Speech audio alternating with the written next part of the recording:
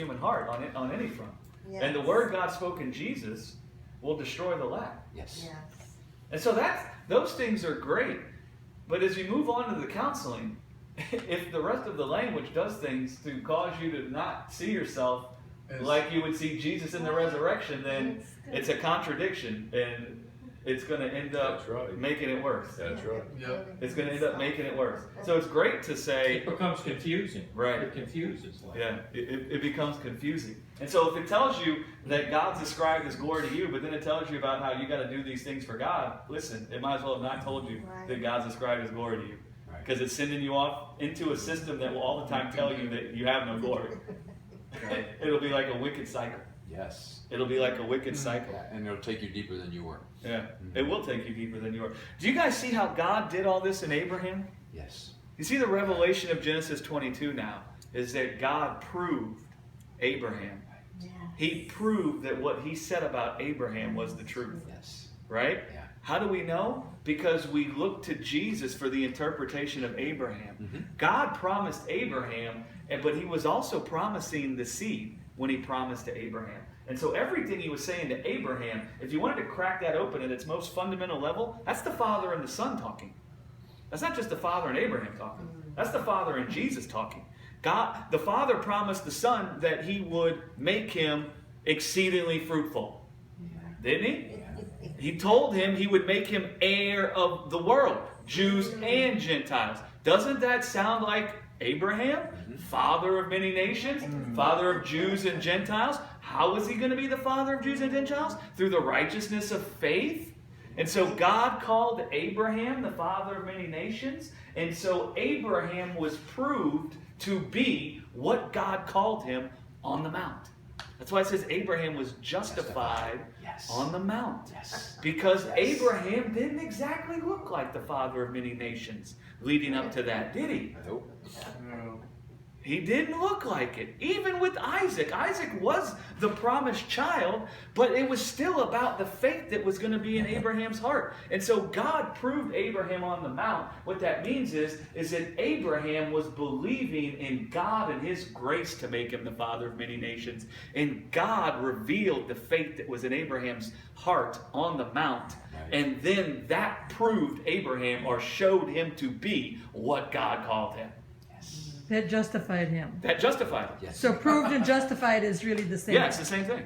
Yeah, proved is justified. Yeah. Justified means for who and what you are to be revealed, or proved, or shown, or put on display, or a correct thing about you to be shown to be true. Yes. And so it was a correct thing that Abraham was the father of many nations. On the mount, it was shown to be true. Why? Because on the mount, James said, he believed.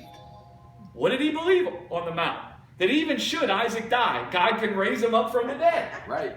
On the mount, he was believing on God and His grace. That faith was revealed, and it proved him, it showed him to be the father of many nations.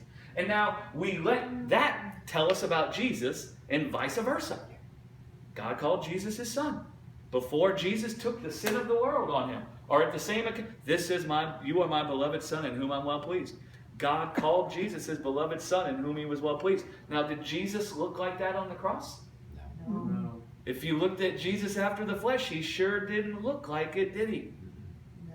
And so God proved Jesus. He showed that what He said about Jesus, when He said, "This is my beloved Son in whom I'm well," He showed that it was true in the resurrection. Just like with Abraham. Do you see? Do you see how we don't try to define Abraham and those verses through our own imagination? We look to Jesus and let that define what those verses are saying?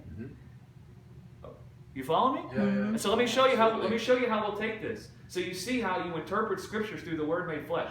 Does the scripture say God tested Jesus? No. Then how can we interpret Genesis 22 as God tested Abraham?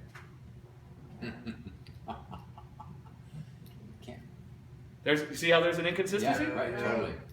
This is how God did to me. And He said, Greg, go look up that word test. First He asked me that. Then He said, go look up that word test. You go look up that word test, guess what the meaning of that word is? Prove. It could just as easily say, and God justified Abraham. That Genesis 22 to start with that. Mhm. And James interprets that whole account as Abraham was justified on the mount. Yeah. He was proved to be the father of many nations. The It, revealing. it was a revealing that what God said about him was true. Yeah. Right? As you say. And so that's how we look at our own justification. God said something about us that was true. And now he come to prove it in the person of Jesus.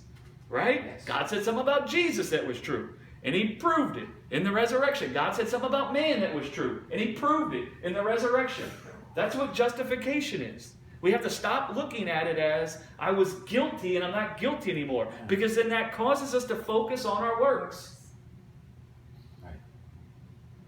Yeah. Generate sin Say consciousness. it.